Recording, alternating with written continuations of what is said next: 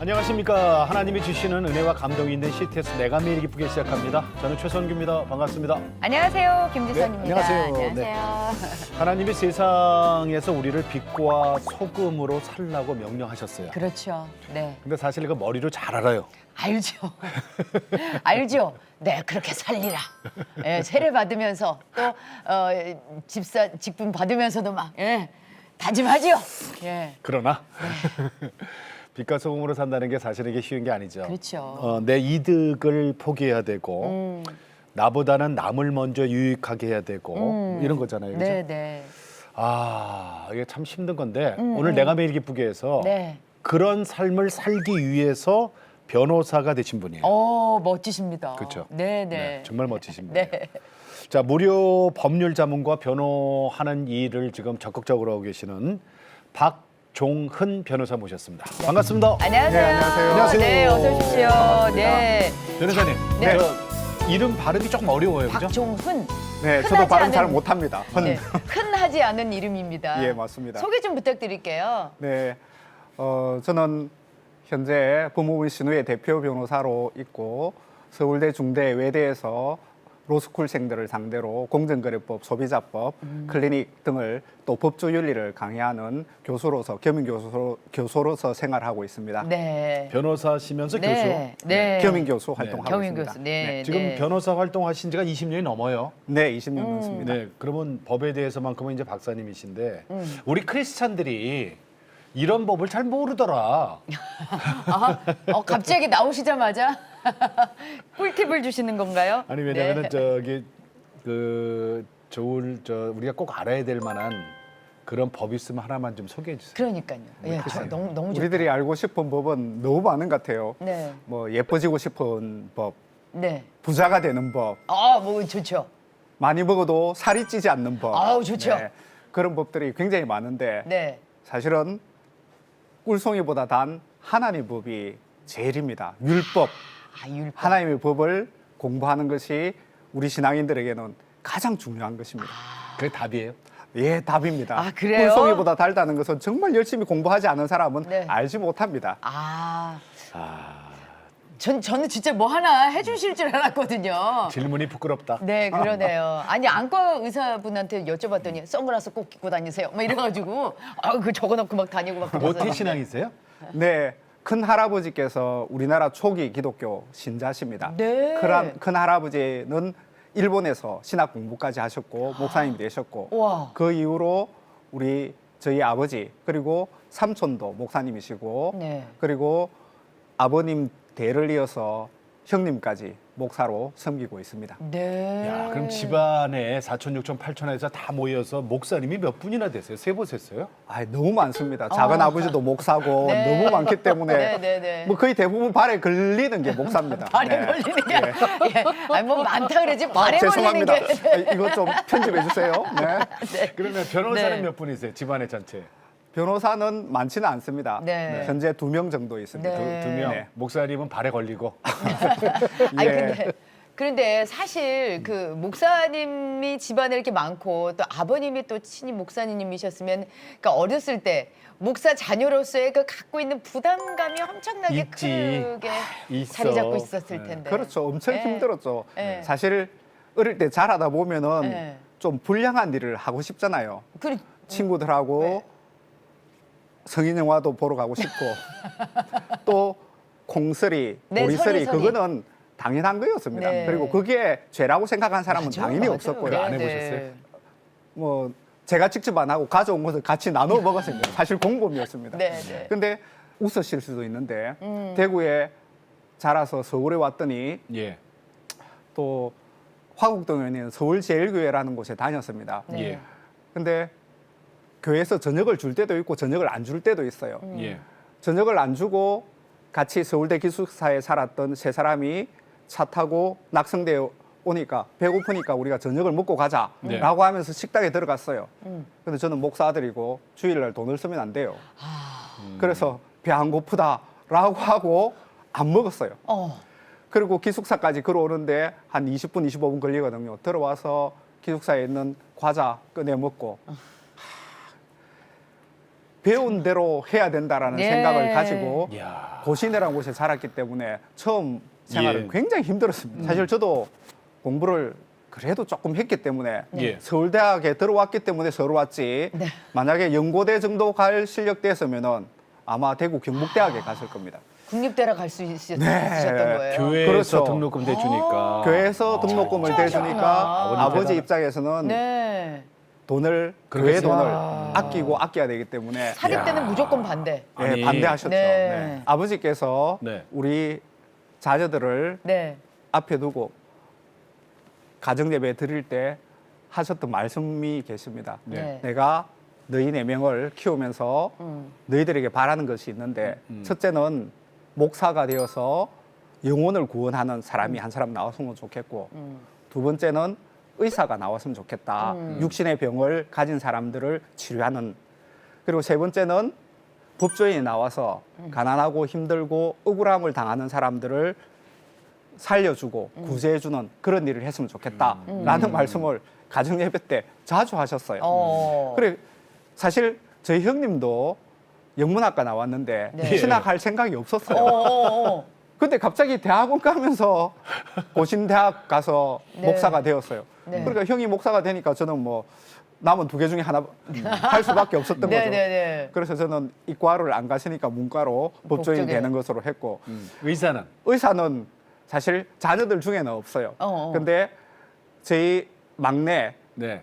성원이 남편이 신경외과 의사예요. 아 여동생 남편이. 네, 그래서 아니, 그 친구도 뭐 사위도 자식인데. 예, 사위도 자식이죠. 그래서 그 친구도 봉사활동도 가고 네. 여러 가지 일들을 하고 있습니다. 이야. 그래서 네. 결국은 아버님께서 원하셨던 자녀들에 대한 소원, 생각들은 네. 하나님 뜻 안에서 이루어진 거죠. 그러네요.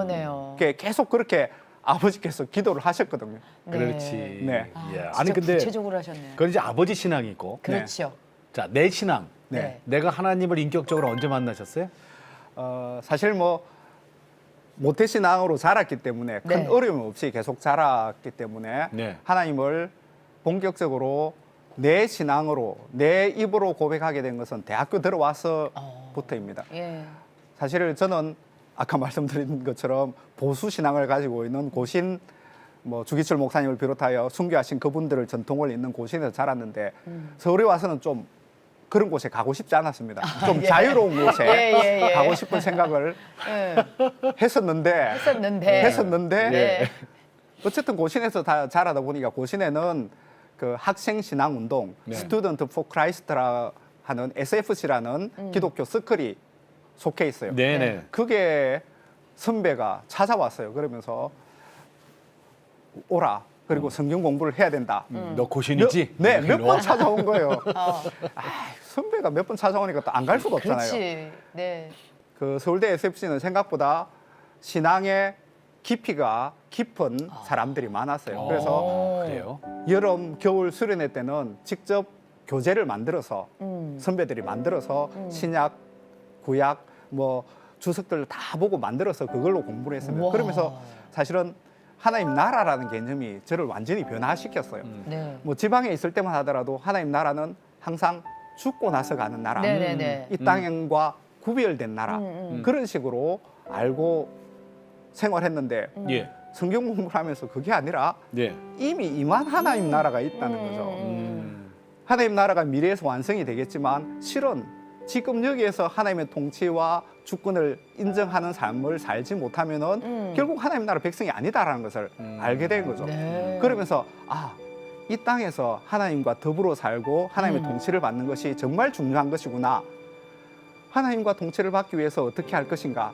가장 중요한 것이 매일 하나님의 말씀을 묵상하고 하나님께서 나에게 주는 말씀이 무엇인지를 깨달아야 된다. 예. 그러면서 SFC 큐티 모임에 참여하고 야. 그러면서 하나님을 만나게 되고 또 하나님을 알고 싶으니까 예. 누군가를 알고 싶으면 또 공부를 하고 그 사람에 대해서 알기 위한 노력을 하게 되잖아요. 그래서 저도 이 책 저 책 읽어보고 공부하고 그래서 사실 대학교 때는 법 공부도 힘드셨을 텐데. 법 공부 안 했습니다. 안 죄송합니다. 나가면 예. 안 되는데 법 공부는 안 하고 예. 서클룸에서 성경 내놀고 공부. 네, 뭐 시험 때만 조금 하고 어. 그렇게 했습니다. 아니 그러면은 아무래도 이제 법조인이 되셨는데 네. SFC를 통해서 네. 신앙에 이제 깊숙이 들어가다 보면은 네. 이게 어떤 훌륭한 법조인으로 가야 되겠다라는 목표가 생기실 거 아니에요, 구체적인. 네, 예. 결국 제가 믿고 있는 하나님 그리고 SFC의 강령 중에 개혁주의 신앙의 생활을 확립하여 세상의 빛과 소금이 됨을 그 목적으로 빛과 한다라는 소금. 강령에 나와 있어요. 네네. 그래서 하나님과 동행하는 사람이라는 것은 결국 그리스도의 향기를 드러내야 되고 네. 세상에서 빛과 소금의 역할을 해야 된다. 네. 빛과 소금의 역할을 하는 것은 결국 예수님께서 살아가셨던 그 삶들을 나를 통해서 드러날 수 있는 방법들을 네. 강구해야 된다. 결국 그렇게 생활하면서 약자, 가난한 자, 주님께서 오셔서 하셨던 일들, 예. 헌신하고 희생한 그런 부분을 통해서 세상의 빛과 소금의 역할을 감당할 수 있게 되겠구나라고 하면서 결국 변호사가 되어야 되겠다라는 생각을 하게 된 거죠. 그러시군요. 판검사는 생각 안 하셨어요? 판검사도 생각을 하긴 했었습니다. 하긴 했었는데 할 수 있는 일들이 판사, 검사는 한정적이고 특히 판사의 경우에는 판단을 하는 사람이지 누구를 도와줄 수 있는 네. 그런 상황은 아닙니다. 그렇죠. 변호사들은 얼마든지 무료로도 할 수 있고 자원봉사도 할 수 있고 그래서 변호사를 선택하고 지금까지 변호사 예. 활동을 하고 있습니다. 네, 빛과 네, 네. 소금의 소명을 감당하는 변호사. 네. 네, 네. 근데 변호사님, 네. 그 어렸을 때 대학생 네. 때인가요? 이때 생명까지 잃을 뻔한 뺑소니 사고를 당해요. 어이구, 네. 어쩌다가요? 죽을 뻔했어요. 와, 죽을 뻔했죠. 사실 일주일을 저는 기억을 못합니다. 일주일이 없어요? 네, 일주일 내 생에? 없습니다. 네, 그때 교통사고 당하고 난 뒤에 저는 깨어나기 전까지 일주일 전혀 기억을 못합니다. 예. 뭐 이 말 저 말도 하고 반응도 했다고 하는데 네. 저는 기억이 없습니다. 사실 그때 우리 어머님께서 정말 울며 기도하셨어요. 제가 깨어나지도 못하고 또 머리에 피는 있고 뭐 살아날지 몰랐기 때문에 사실 어머니뿐만 아니라 제가 다녔던 대구 명덕교회 성도들이 새벽에 새벽 재단에서 저를 위해서 엄청 기도를 해주셨습니다. 그래서 일주일 만에 제가 깨어나게 된 거죠. 네네네네. 그때 사실은 좀 몸이 안 좋은 친구를 자기 집까지 데려다 주기 위해서 가는 길에 횡단보도 우리는 아무 잘못이 없이 적법한 시기에 건넜는데 봉고차가 우리 둘을 치고 도망가 버린 거죠. 뺑소니를. 네, 그래서 엄청 힘들었죠. 사실 뺑소니 범을 잡을 수 있느냐라는 문제가 발생을 하는데 네. 제가 깨고 났더니 서울대 교수님들 찾아오셨어요. 찾아와서 아니, 내가 꼭 잡아주겠다. 걱정하지 말라라고 이야기를 하셨는데 아버님께서는 전혀 그런 생각을 안 하세요. 왜요? 당신의 신앙관에 네. 따르면은 용서를 해야 된다라는 거죠. 그 사람이 뺑소니 쳤기 때문에 이미 하나님으로부터 엄청난 질책을 받았을 것이고 그 사람은 스스로 반성을 했을 것이고 잡히면은 두 사람이나 치고 뺑소니 쳤으니까 그 사람 인생이 완전히 망가질 수밖에 없다. 용서하고 잡으려고 노력하지 말라라고 아버님께서 이야기를 하셨어요. 목사님이 병원에 와서 그런 말씀하셨어요. 아니 예, 그건 그런데 아버님 생각이고 당한 그렇죠. 사람은 지금 아들은 누워 있는데 지금. 아니 저는 도저히 받아들일 수 없었습니다. 그렇죠, 그렇죠. 정의가 뭔데요? 하늘이 그러니까요. 무너져도 정의를 세워야 되는데 변호사는- 예수님도 네. 결국은 우리 죄 때문에 돌아가셔서 하나님께서 우리를 용서하신 것이지 네. 그냥 용서하신 게 아니잖아요. 그 사람도 그게 적합한 자기의 죄에 대한 벌을 받아야 아니 된다는 그때가 생각이에요. 대학교 몇 학년 때죠? 4학년이었습니다. 그럼 대학 4학년 때 그 아버님이 누워 있는데 와서 그런 얘기할 때 아버님한테 좀 그런 얘기 좀 하지 그랬어요? 그런 이야기 조금은 했죠. 아, 아버님 예. 그래서 됩니까? 그랬더니 됩니까? 예. 아 근데 아버님은 예수님께서 어떻게 하셨을지를 생각해 보라. 아, 이 예수님 상황에서. 같으면 그 사람을 잡아서 처벌을 하겠느냐고. 예수님이 이 땅에서 하셨던 사역들을 네가 한번 생각해 보라라는 말씀을 하셨죠. 그래서 어떻게 어떻게 하셨어요? 그래서 어쩔 수 없이 예. 받아들였죠. 사실은 잡으려면 얼마든지 잡을 수 있었어요. 봉고차 그 당시 많지도 않았고 유리 전면이 깨어졌기 때문에 유리 전체를 갈 수 있는 정비소도 많지 않았고 같이 갔던 친구 한 명이 끝자리를 봤어요. 그리고 색깔도 알고 있어요. 그 친구. 예. 그러니까 잡을 수 있었는데 안 했어요. 조금 깊이 있게 한번 병원에 누워 있으면서 하나님 말씀도 보면서 생각해 보니까 어릴 때의 일이 기억이 났어요. 어릴 때 뭐예요? 뭐요?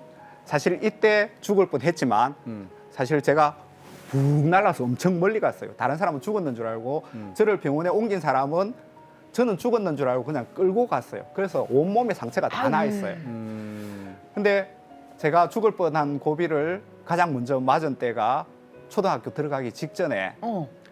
아버님께서 시골에서 목회를 하시니까 전도사로서 남해도 밑에 창선이라는 섬에 있었어요.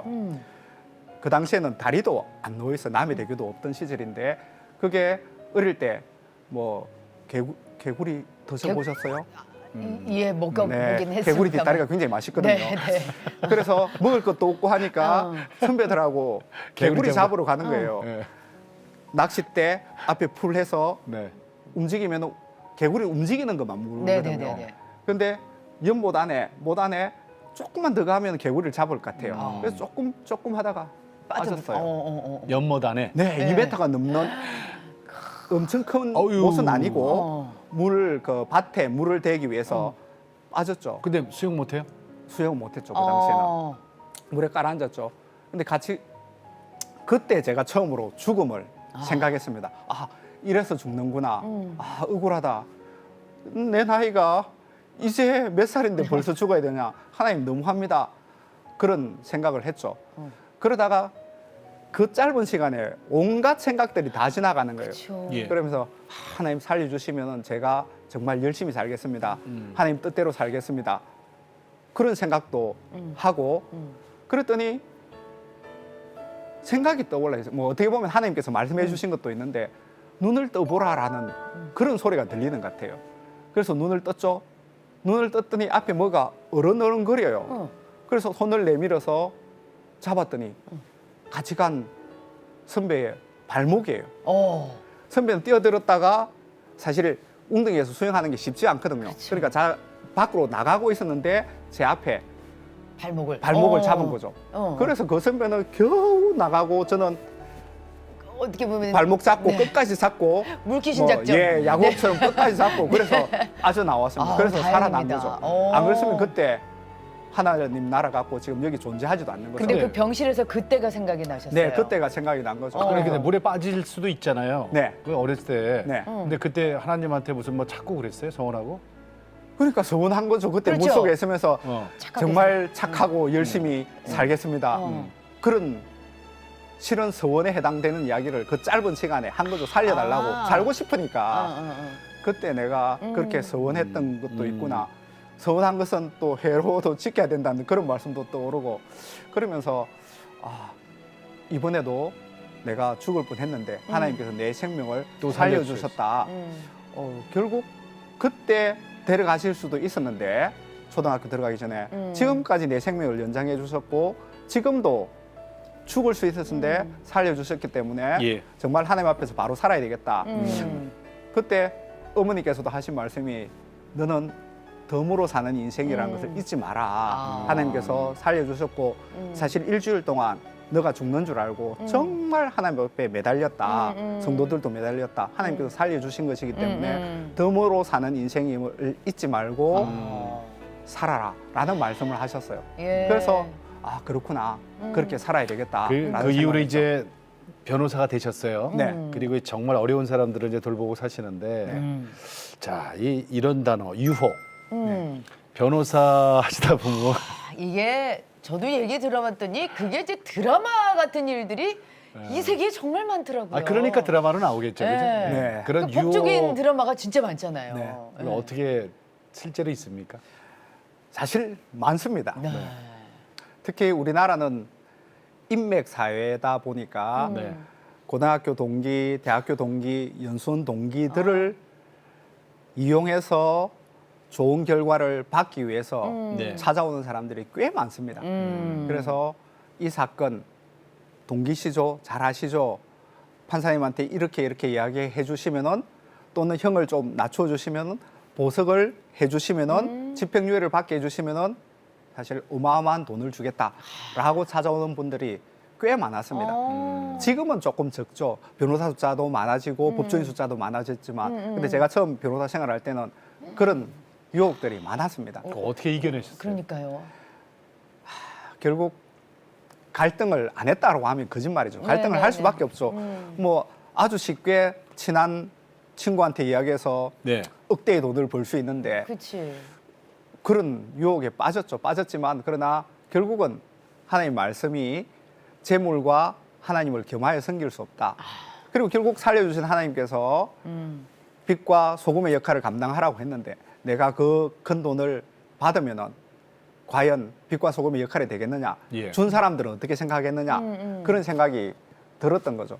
사실은 중간에 뭐 돈 벌어서 이 돈을 좋은 곳에 사용하면 되지 않느냐? 힘들고 어려운 사람한테 나눠주면 되지 않느냐? 그런 생각도 들기도 했었죠. 그래요. 그럼에도 불구하고 하나님께서 말씀하신 게 서 있는 사람은 넘어질까 조심하라. 예. 그 말씀이 있듯이 예. 하나님 말씀을 가까이 하고 하나님과 소통하는 일들을 계속 할 수밖에 없는 것 같아요. 예. 그래서 주일날 교회 가서 목사님 말씀을 듣고 또 자극을 받고 네. 또 구역 모임을 통해서 제가 구역장을 뭐 한 20년 이상 했기 때문에 네네. 구역장 하면서 또 하나님 말씀을 이야기하니까 예. 했던 말이 또 떠오르는 거죠. 내가 내 입으로 했던 말이야. 네, 내 입으로 했던 말하고 모순된 일은 네. 할 수 없다라는 그런 생각이 드는 거예요. 제가 구역장도 하고 교회에서 교사도 하고 그런 일을 안 했으면 저도 네. 유혹에 빠졌을 가능성이 큽니다. 그러셨구나. 그래서 네. 돈을 못 벌으셨대야. 먹고 살 정도만 벌었어요. 네. 자, 변호사님. 네. 20년 넘게 많은 변호하셨잖아요. 네. 자, 그중에서 가장 기억에 남는 분 한 번만 꼽아주세요 했더니 글쎄요. 누구예요? 기억에 남는 분? 네, 그 중국집에 네. 배달하는 친구 네. 기억납니다. 사실 그 친구는 고아로 자랐어요. 부모님이 네. 일찍 돌아가시고 삼촌이 키웠어요. 그래서 1심에서 유죄 판결을 받고 삼촌이 찾아와서 자기 조카가 네. 특수절도죄로 지갑을 그 문을 부수고 들어가서 지갑을 훔쳐갔다라는 특수절도죄로 기소가 되었고 1심에서 유죄 판결이 났는데 조카를 만나 보면은 절대 그렇게 하지 않았다. 그리고 삼촌이 이 조카를 아는데 또 그럴 애가 사람도 아니다. 그러니까 절대 조카의 안- 말이 맞다. 절대 훔치지 않았다. 네네. 그러니까 변호사님이 좀 상담을 하고 변호를 해주면 좋겠다라고 이야기하시더라고요. 그래서 일단 구치소로 와서 접견을 했죠. 접견을 하면서 그 친구의 말을 듣다 보면은 느낌이라는 게 오거든요. 그렇죠. 아, 이 친구는 거짓말 안 하는 친구다. 정말 순수한 친구다. 가난하고 어렵게 살았지만 남의 물건을 훔칠 사람이 아니다. 예. 라는 생각을 하게 되었어요. 아니 근데 그 친구는 지갑을 진짜로 어떻게 갖게 된 거예요? 그 친구는 가난하게 자라다 보니까 길거리에 떨어져 있는 지갑, 예를 들어서 구두도 있으면은 쓸만하면은 가져와서 닦아서 쓰고 지갑도 주워서 쓰고 자기 집에 그런 게 많아요. 그렇게 살아왔던 거죠. 그 지갑은 자기가 사는 동네에 발견하고 안에 아무것도 안 들어있어서 버린 것이라 생각하고 가져와서 집에 보관하고 있었던 것이죠. 네네네. 근데 그게 경찰에 발견되는 바람에 얘가 훔친 것으로 그렇게 기소가 된 근데 거죠. 그걸 어떻게 그러면 해결을 했어요? 정말 어려웠습니다. 어. 이게 제가 한국에 있다라는 건 입증하는 건 쉬워요. 지금 사진을 찍어서 여기 한국에 있다. 없다는 것은 힘든 거죠. 내가 훔친 것은 CCTV 보면 훔쳐가는 게 있으니까 예. 입증할 수 있는데 네가 훔치지 않은 것을 입증하라는 것은 정말 어려운 겁니다. 그러네요. 아 그걸 입증해야 되는 거예요? 그렇죠. 원래는 무죄 추정의 원칙이기 때문에 검사가 다 입증을 해야 되는데 우리나라 기소가 되면 기본적으로 유죄 추정이 되어버립니다. 네. 그래서 이쪽 내가 훔치지 않았다는 것을 입증하라는 건 너무 힘든 거죠. 그래서 저도 머리 아프고 힘이 들어서 우리 변호사들이 10몇 명이 넘으니까 식사도 같이 하거든요. 같이 하면서 이런 사건이 있는데 이 친구 너무 억울한데 어떻게 하면 이 친구의 무죄를 밝힐 수 있을까?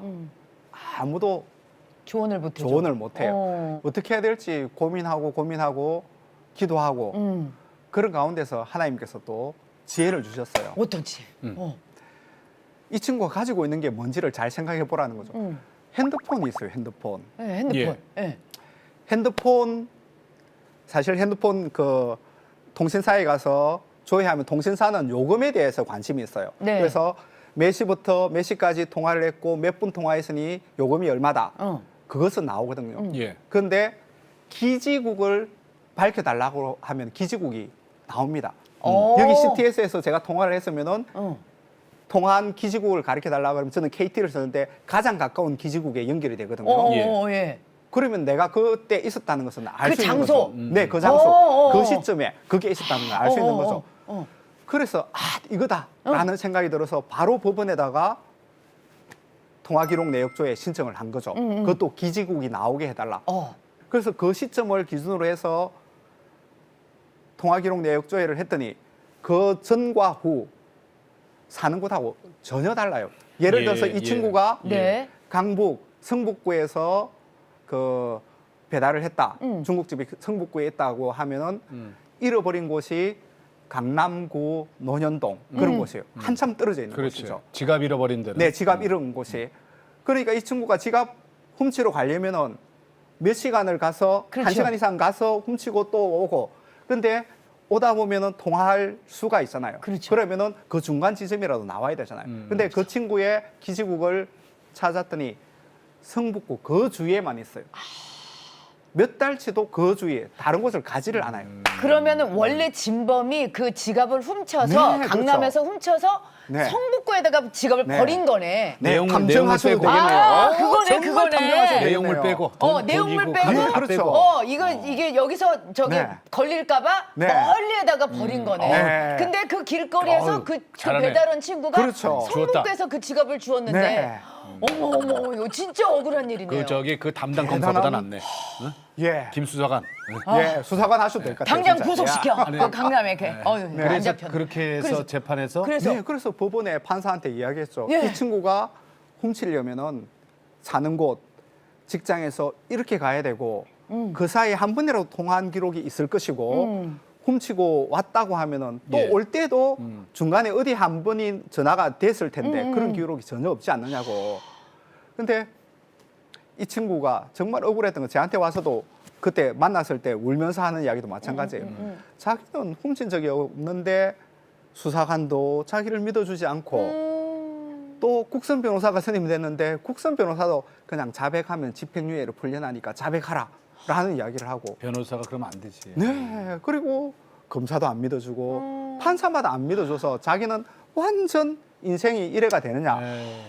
그런 상황이 있었던 거죠. 근데 제가 믿어주고 최선을 다해서 변호하고 기지국 조회하고 결국 무죄 판결 받았잖아요. 2심에서 무죄였어요. 네, 그래서 와서 정말 고맙다고 이야기했습니다. 그래서 결국 하나님을 전했죠. 이게 다 하나님 뜻이고 나도 여러 가지 어려움도 있었지만 그것이 결국 하나님께서 계획하는 그 안에 포함되어 있다. 진짜. 그렇게 하면서 그 친구에게 복음도 전하고 변호사 그러면- 아니면 할 수 없는 일들을 그러네. 진짜. 그러면은 가끔씩 그 하고 재판을 정말 통해서 보람돼. 네, 그렇습니다. 무죄 판결 받았잖아요. 네. 그 재판을 통해서 깨달은 점도 많았었던 것 같아요. 많았죠. 깨달은 사실 저도 마찬가지지만 성경에도 나오지만 가난한 사람들이 오면은 지저분하고 그러면 가기 싫은 게 사람의 마음이죠. 아무래도 저도 변호사다 보니까 돈을 많이 주는 사람한테 수입료를 많이 주는 사람한테 더 열심히 하고 싶은 생각이 네. 들죠. 예. 그런데 그 일을 겪으면서 결국은 사람을 외모로 판단해서는 안 된다. 그걸 변호하면서 제가 연수원에 있었던 제가 했던 말들이 다시 떠올랐어요. 연수원에 다닐 때 연수원 같은 동료 중에서 물건을 잃어버렸어요. 귀중한 물건을. 그랬더니 주위에 있는 친구들, 이런 아줌마가 가져갔는 모양이네. 아줌마 불러서 한번 족쳐봐. 누가 그렇게 이야기하는 거예요. 어머. 그래서 제가 그때 제가 나이가 조금 많은 편이에요. 야, 무슨 소리 하느냐고. 네가 사법고시 합격했다고 해서 도덕적으로 깨끗하다는 것을 입증할 수는 없는 것이라고. 단지 시험을 잘 쳤다는 것이지. 어떻게 네가 훔쳐가지 않고 이 주위 사람들, 연수생들이 훔쳐가지 않았다는 것을 어떻게 생각하느냐고, 믿을 수 있느냐고. 그런 식으로 함부로 이야기해서는 안 된다. 라는 이야기를 한 적이 있었어요. 네. 그걸 떠올리면서 역시 하나님 말씀대로 사람을 외모로 판단해서는 안 되고 사람의 중심을 봐야 된다. 예. 가난하다고 해서 비윤리적이고 비도덕적인 게 아니다. 그럼요. 네. 금제를 범하지도 않는다. 맞습니다. 그래서 말을 하는 사람들의 말을 충실히 들어주고 그 말이 합리적이고 옳은 경우에는 똑같이 그 사람들을 똑같이. 변호해 줘야 네. 된다라는 네. 생각을 다시 한번 하게 되었습니다. 아 정말. 그래. 변호사님, 네. 38년째 무의천 봉사활동도 하고 계시는데 네. 누가 선교회 활동 회장으로 섬기고 계시는데 이게 누가회는 의사들 모이는 모임이잖아요. 네, 그렇습니다. 네. 서울 영동교회가 누가 선교회를 만들어서 네. 뭐 지금 하여튼 39년째인데 제가 계속 회장을 하는 것은 아니고 네. 중간에 회장을 2년을 했었습니다. 네. 근데 누가성교에 계속 다니고 있습니다. 2000년부터. 아니 거기 가서 변호사가 뭐래요? 항상 그렇게 생각하시는 분들이 계시는데 법률 상담을 합니다. 저는 아, 그래요? 무료 법률 상담하고 짐도 나르고. 근데 사실 의사들만 봉사활동하는 것이 아니라 예. 우리 교회에서는 임용사들이 따라갑니다. 그래서 머리도 잘라주시고 네네. 사진사도 따라갑니다. 그래서 옛날에 무의총 갈 때는 나이 드신 할머니 할아버지들 오면은 영정 사진을 사진 찍어서 교회 와서 사진 프린트해서. 만들어서 우승해주고 그런 일을 했습니다. 네. 지금은 외국인 근로자들을 기본적으로 선교로 갑니다. 그렇구나. 그래서 외국인 근로자들. 여권 사진도 만들어주고 네. 가족 사진도 찍어주고 사실 불법 체류자들도 많거든요. 그래서 예. 네네. 이민 그다음에 비자 그다음에 그 보전금 안 돌려줘서 그런 걸 상담해주고 실제 도와주기도 합니다. 네네. 사실은 김포에 갔을 때 외국인 정말 안타까웠어요. 이분이 천안으로 직장을 옮겼어요. 예. 보증금이 200만 원이고 월세가 10만 원 정도 내는데 네, 좋은 집도 아니네. 보증금을 안 돌려줘요, 임대인이. 집주인이. 네. 그래서 어쩔 수 없이 제가 소장 쓰고 판결문까지 받아주고 그렇게 했습니다. 그다 무료로. 무료로 하죠. 그러니까 그분들한테 이게 어떻게 돈을 받겠습니까? 그러니까 성경에 고아와 과부와 나그네. 네. 나그네잖아요, 진짜. 네, 그럼 나그네죠. 외국인 근로자가. 나그네지. 그리고 사실 기독교인들 중에서 성경이 오른손이 하는 것을 왼손이 모르게 하라고 했기 때문에 안타깝게도 숨겨지는 귀한 사역들이 드러나지 않는 경우들이 꽤 있어요. 네. 어떤 시골에 봉사활동을 갔더니 어떤 분이 찾아오셔서 생활보호 대상자 될 수 있는 방법을 좀 가르쳐 달라라고 묻더라고요. 그래서 왜 그러냐라고 했더니 자기 남편이 강도사인데 교회에서 아이들 데리고 계곡에 놀러 갔었는데 어떤 아이가 빠진 것을 보고 자기가 뛰어들어서 구하다가 안타깝게 그 강도사님 돌아가셨어요. 네. 사모님이 먹고 살 게 막막하니까 아이 도와야지. 네. 근데 그거는 법을 몰라서 그래요. 의사상자 고해에 관한 법이 있어요. 다른 사람을 살리기 위해서 자기가 다치거나 죽으면은 국가에서 보상을 해줘요. 그런 그래요? 거, 네. 아니, 그런 거를 우리가 어떻게 알아요? 네, 일반인들이? 그래서 그렇지. 다 찾아서 이렇게 신청하면 되고 신청서까지 만들어서 보내줘서 네. 그분이 혜택을. 받으신 거죠. 대학 갈 때도 도움이 되거든요. 아이들이 대학 갈 네. 때도. 근데 그런 것이 안 알려지니까 안타깝게도 네. 국가로부터 당연히 받아야 될 그래. 보상도 못 받고 네. 착한 일 하고도. 네. 모르면 지나가요 그냥. 네. 그래서 변호사가 할 일이 있습니다. 누가에 가면은. 네. 아유 다시 볼게요 제가. 네. 아이고, 아니, 근데 다시 존경합니다. 거기다가 정말. 또 학폭위원회를 10년 동안 하고 계시다고요. 네. 그럼 어떤 역할을 하시는 거예요? 이거 요새 사회적인 큰 이슈잖아요. 그렇죠. 맞습니다. 학폭. 네. 엄청난 이슈죠. 네. 네. 저희 교회가 논현동에 있다 보니까 논현동에 있는 은북중학교를 우리 교회에서 많이 지원을 합니다. 네, 네. 장학금도 주고 그러다 보니까 제가 또 서울영동교회 장로로 있다 보니까 좀 도와달라고 해서 학폭위 위원으로 계속 활동을 했는데 학폭위 위원 하는 동안에 제가 참석할 수 있는 시간에만 학폭위를 열었습니다. 예, 그렇겠죠. 그 이유는 사실은 저는 중립적이잖아요. 네. 우리 학부형들이 자기 주장만 합니다. 예. 가해자는 가해자 입장, 피해자는 피해자 입장.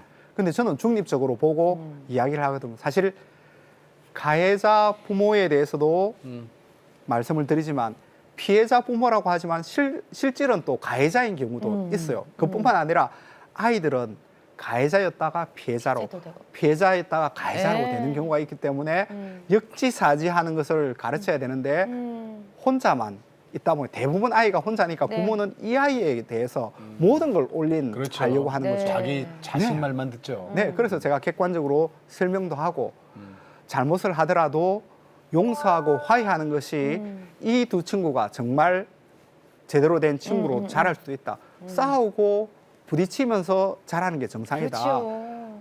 저도 내 형제지만 형 누나하고 자주 싸웠다. 싸우면서 정들고 친해지는 것이다.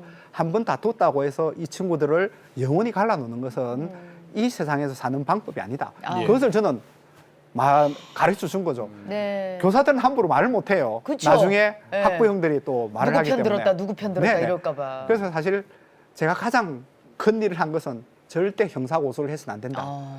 만 14세 이상 되면 형사처벌 대상이 되거든요. 중학교 2, 3학년 되면 또 형사처벌 그렇죠. 대상이 되기 소년범 때문에 되죠. 네.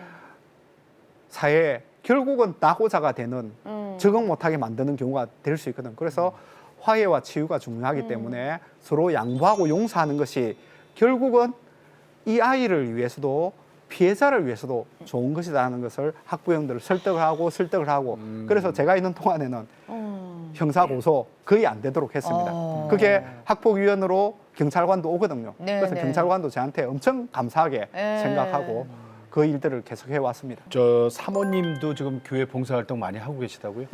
네, 제 아내가 23년 중학교 교사를 하고 결국 퇴직을 했는데 네. 예.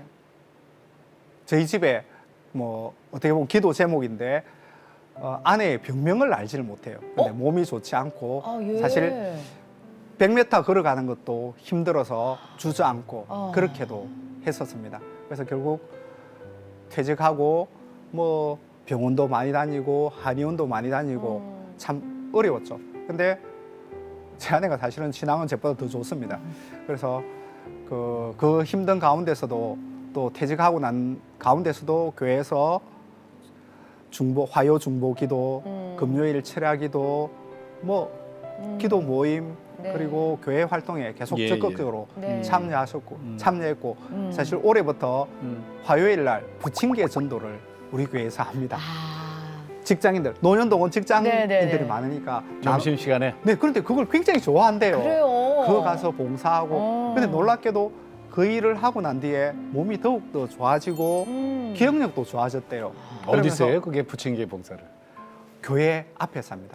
교회 앞에서. 아, 서울 영동교회 앞에서? 네, 노년동이고 어. 거기는 주택가가 아니라 그렇죠. 사무실이에요. 사무실. 학동역이에요. 그렇죠. 예, 학동역. 학동역. 그러니까 거기서 부침개 전도를 하는데 사람들이 그렇게 좋아한대요. 그래서 맛있잖아요. 네, 가서 그 일을 하면서 몸도 좋아지고 기억력도 좋아지고 그래서 교회 봉사활동 예. 중등부 교사도 계속하고 있습니다. 네. 근데 자기가 느끼기로는 기억력도 안 좋고 하니까 본 교사는 못하고 보조 교사 하면서 네. 간식 준비라든지 그런 일을 계속 하고 있습니다. 정말 귀한 내 일 하시네. 병명을 알 수가 없다. 귀한 일 네, 하셨어요. 지금은 네. 많이 좋아졌습니다. 그래요. 네.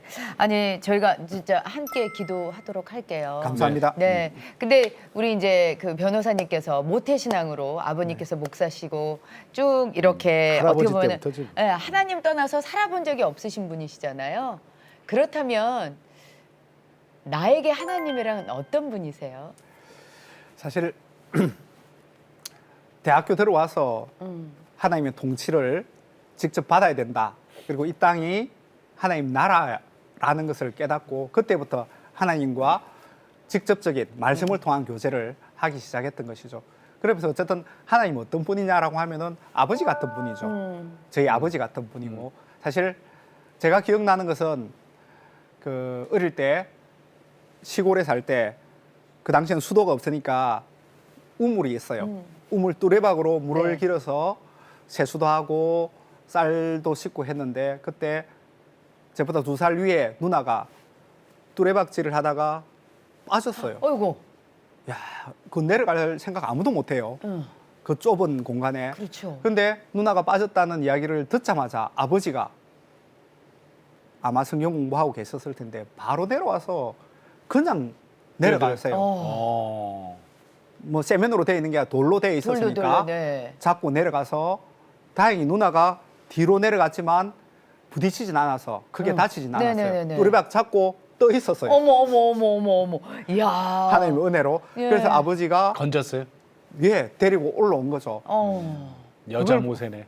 그걸 보면서 아버지는 저런 분이구나. 그렇지. 어떤 위기에 아버지는 닥치더라도 아버지는 자녀들을 위해서 자기의 목숨을 희생하고 건지고 네. 자녀들에게 모든 좋은 것을 주기 위해서 하시는 분이구나라는 걸 느낀 거죠. 지금도 하나님과 관계 속에서 결국 나에게 필요한 것들은 아멘. 하나님께서 주시는 거죠. 채워주시는 사실 거죠.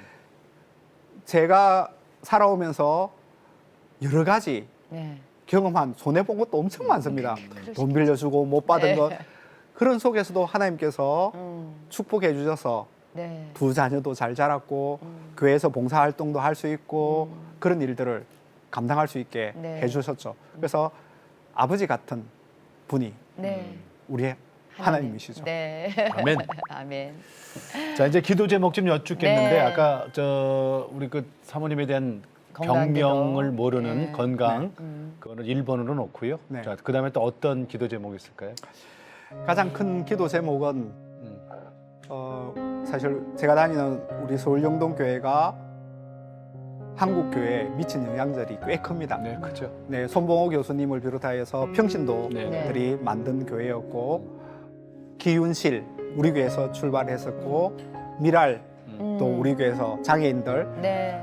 사랑부라고 장애인 사역부서가 우리 교회에서 제일 먼저 생겼습니다. 네. 그리고 샘물 호스피스라고 호스피스 사역도 네. 우리 교회에서 시작이 되었고 분리 개척 교회도 우리 교회에서 엄청나게 많이 했습니다. 근데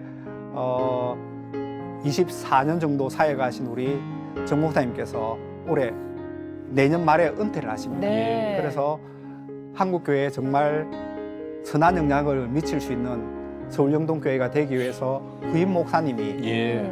말씀에 충만하신 성령에 충만하신 후임 목사님이 오셔서 세상에서 빛과 소금의 역할을 감당하는 서울 영동교회가 되어야 되기 때문에 네. 제가 청빙위원이어서 이 일을 놓고 가장 많이 기도하고 있습니다. MZ세대 지금 복음화율이 3%밖에 안 되잖아요. 이게 정말 너무 안타깝습니다. 이 젊은 세대들에게 복음을 전하고 그들을 하나님께로 이끌 수 있는 그런 정말 하나님께 붙잡힌 복음의 종이 우리 서울 영동교회에 와서 한국교회에 다시 한번 부흥의 불길이 일어날 수 예. 있기를 기도해 주시면 감사하겠습니다. 네. 예, 고맙습니다. 네. 알겠습니다. 자, 빛과 소금의 역할을 하기 위해서 변호사가 됐고 네. 또 그 변호사가 되고 난 다음에도 빛과 소금의 역할을 하고 계시는 우리 박종훈 변호사님, 네. 장로님, 네. 네, 고맙습니다. 나와주셔서 감사합니다. 아유, 감사합니다. 부족한 저를 불러줘서 대단히 고맙습니다. 감사합니다. 네. 아, 그래요? 물에 빠져 있는 딸을 구해서 그냥 한 발에 뛰어드는 그 아버지. 네. 하나님은 그런 분이죠. 그럼요. 네, 하나님은 곧 아버지잖아요. 근데 이걸 하나님을 우리는 아버지라고 부를 수 있는 특권이 있잖아요. 왜? 예수 그리스도를 우리는 영접했기 때문에 네. 하나님은 아버지거든요. 그런 이런 은혜를 좀 받았으면 좋겠어요. 네. 정말로 예, 정말 오늘 꼭 귀한 믿고, 얘기 해주셨어요. 예, 예. 네. 아버지를 아버지라 부를 수 그럼. 있는 우리가 됐으면 좋겠습니다. 자, 저희 CTS는 다음 세대와 가슴 뛰는 세상을 열어갑니다라는 슬로건으로 한 교회. 한 학교 세우기 운동. 네. 자, 복음을 통해서 기독교 대안학교를 세우는 겁니다. 네. 관심 있는 목사님들이나 교회에서는 아래 전화번호로 연락 주시면은 저희들이 갖고 있는 노하우를 다 공개해드리겠습니다. 네. 자, 오늘도 주님과 함께 CTS와 함께 평안하게 보내시고 저희는 다음 시간에 다시 뵙겠습니다. 안녕히 계십시오.